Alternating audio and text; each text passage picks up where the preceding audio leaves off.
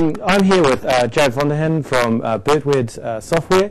He's got one of probably the most envious places in New Zealand. You live in Hawke's Bay? Yeah, I live in Hawke's Bay. I live in Napier, so that's really good. It's a lovely place to be. Oh, wonderful. And I've been there for about 7 years when I came to New Zealand from the Netherlands. Oh, and wow. we settled there straight away, and it was a really nice place to be.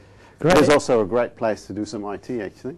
Yeah, absolutely. You were telling me a little bit earlier about some of the community that you've got down there. I understand you have a SQL Server user group down there. It's about 5 years old? It's a .NET user group. .NET user group, yep. Yeah, which we started in 2005. It was one of those occasions where Daryl Burling from Microsoft came to speak to the Polytechnic and at EIT, and he said, well, is there somebody out there who wants to run a .NET user group for us? And I said, well, yeah, no, why not? Let's do that.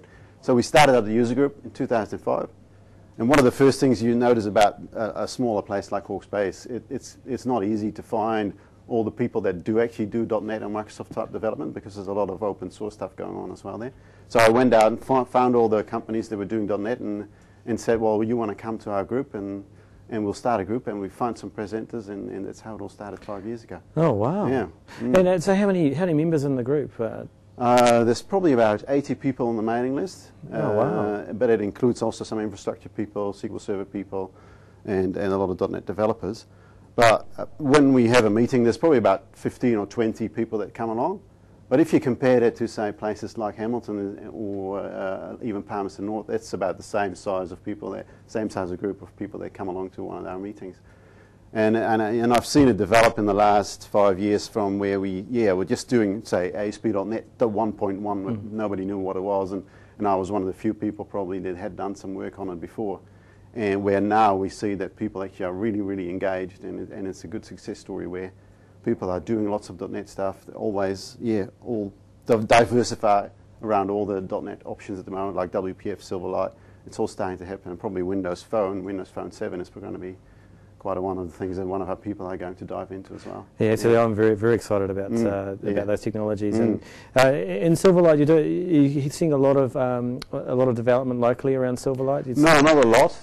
You see, that's probably one of the things where you see the smaller centres are a little bit later to adopt, maybe because people are very small businesses, like my own business. I've got a one-person business doing software development, so you're not always that quickly easy and to adapt into new technologies. But there's some people out there, and that's where the community is a great thing to have, because they can speak about these things from a local point of view, and you know the person that's talking to you, they'll be around. It's not just somebody coming along from Wellington or Auckland to talk about it and then leave again. But we've got local people that do dive into these things and they talk about it in those presentations that we do. Oh, well, that's fantastic.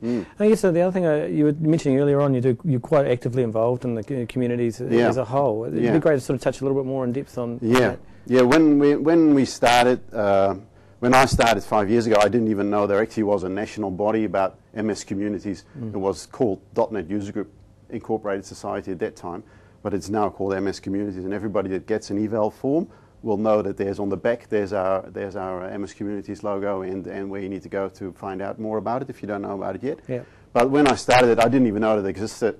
And about 1 or 2 years later, I actually went to an AGM and found out, hey, there's actually a community that we get our money from and that supports us in those meetings. And that's where I went into the committee and said, yeah, okay, well, let's be a committee. I've been on the committee for the last 3 years, and I've seen it grow from, about maybe 12, 15 groups to about 25 groups now all over the country, where we hit about 4,000 to 5,000 people a year with Microsoft technology-based presentations. Well, that's fantastic, and thank you so much for working so hard, and I'd love to come down to the Hawke's Bay, and it's wonderful. So thank you again. Miles Matheson from TechEd Online with Gerard from Birdwood Software. Thank you very much.